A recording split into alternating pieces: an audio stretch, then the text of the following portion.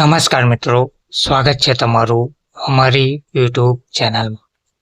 મિત્રો, ગુજરાત રાજ્ય માર્ગ વાહન વ્યવહાર નિગમ દ્વારા ડ્રાઇવિંગ ટેસ્ટને લઈને વધુ એક મહત્વની અપડેટ સામે આવી છે.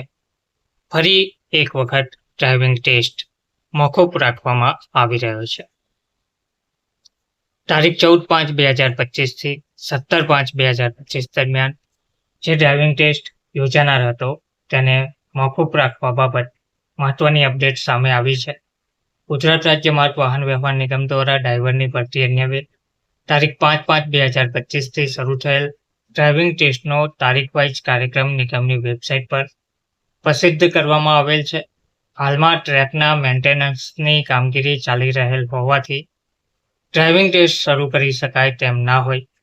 નિગમ દ્વારા તારીખ 14/5/2025 થી 17/5/2025 દરમિયાન યોજાનાર ટેસ્ટ મોકૂફ રાખવાનો નિર્ણય લેવાયેલ છે.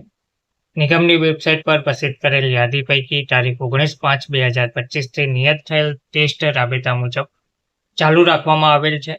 તારીખ 14/5/2025 થી 17/5/2025 દરમિયાન મોકૂફ રાખવામાં આવેલ ટેસ્ટની તારીખ હવે પછીથી જાહેર કરવામાં આવશે.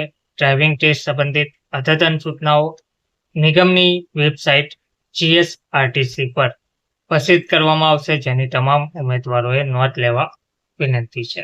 ધન્યવાદ.